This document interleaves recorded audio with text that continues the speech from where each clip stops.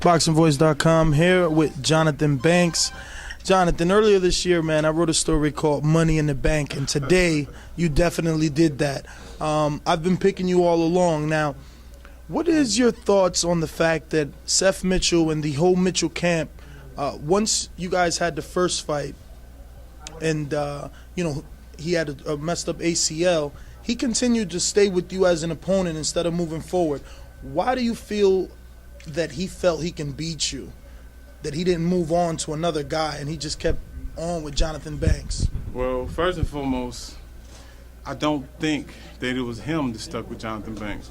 I think it was his people that stuck with Jonathan Banks, because they're looking at the Jonathan Banks who they're looking at the lazy Jonathan Banks. They're looking at the Jonathan Banks that got stopped by Thomas Adaman.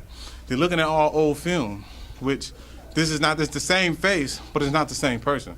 And what I wanted to prove so badly is what Emmanuel taught me and what Jonathan Banks is now. You have to judge Jonathan Banks off what he did today. What he did a year ago, 2 or 3 fights, 4 or 5 fights ago, doesn't matter. What matters is what he did today. Same thing about the opponent, Mitchell. What he knocked out all them other guys, that didn't matter to me. What he do, I said, what he do on 11-17, that's what's gonna matter to me. So what I did tonight went out to the whole world. What he did tonight went out to the whole world. And I was always underestimated from the get-go. But just keep in mind, Seth didn't come after Jonathan Banks. Jonathan Banks went after Seth Mitchell. That's who started the whole thing. I called my promoters, Tom Loeffler. I said, I want to fight Seth Mitchell. Talked to Emmanuel. I said, Emmanuel, I want to fight Seth Mitchell. Is there any way you could put this together? He said, you know what? I think that'd be a good fight for you. You should try it. And we're here today. And we did it. Now, in the first round, he came out very aggressive. You seemed timid, backing up, scared at times. But things changed after the first round. Why so? That's because I was never scared. I was never timid. It's just called boxing. You have to know your place. You have to know the greatest warrior in history. He know when to retreat, and he know when to attack. That's why he's the greatest warrior in history. And I knew when to retreat, and I knew when to attack. But the best thing about it, you're supposed to make your opponent think you're retreating. But I never retreated. But I made him think I did. So he came forward even more, and that's how he got caught. Now, clearly he was the A-side. They had a 2-day portrait of a fighter with him.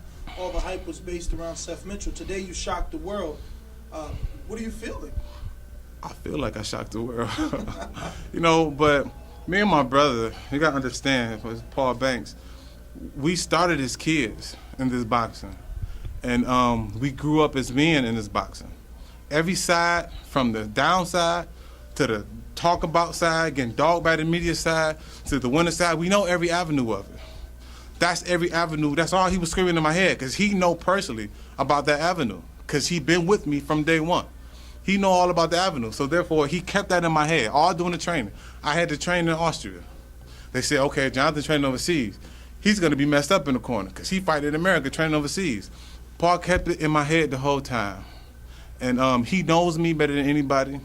He knows how I feel, he knows how I fight. And he knew, he the first one that knew out of anybody else. He knew I was going to knock this dude up.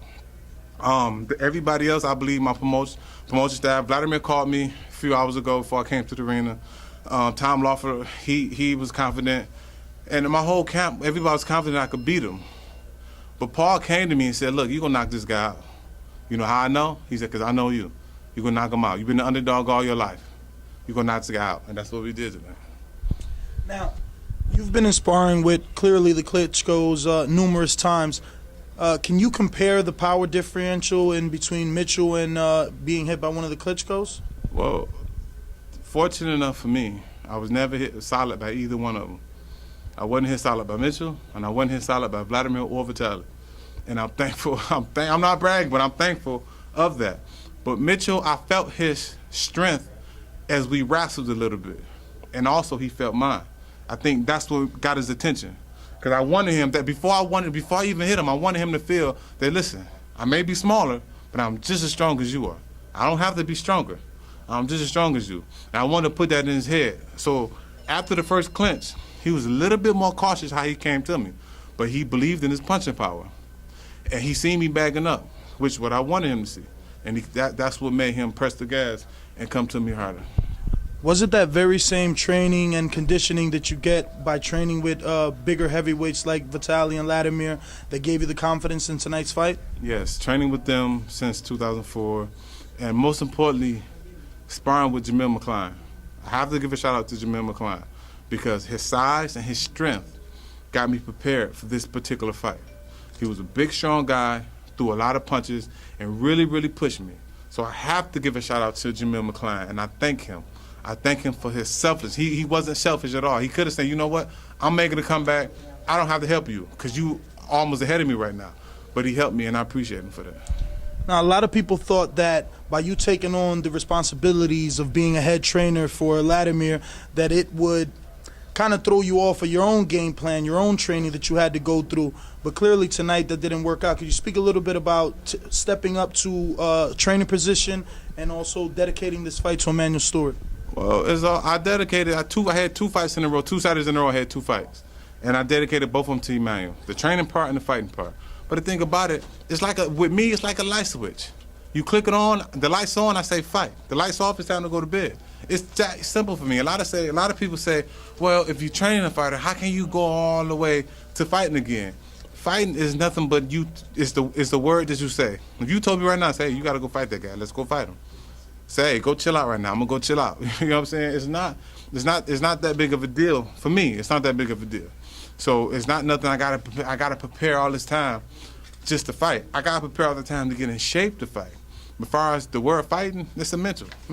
So if I know I gotta fight, let's go fight. So what's next now for Jonathon Banks? Well, tonight we celebrate. Tomorrow I go home, and Monday we find out what's next. I don't know right now. All right, man. Thank you very much, man. Thank you. I appreciate it.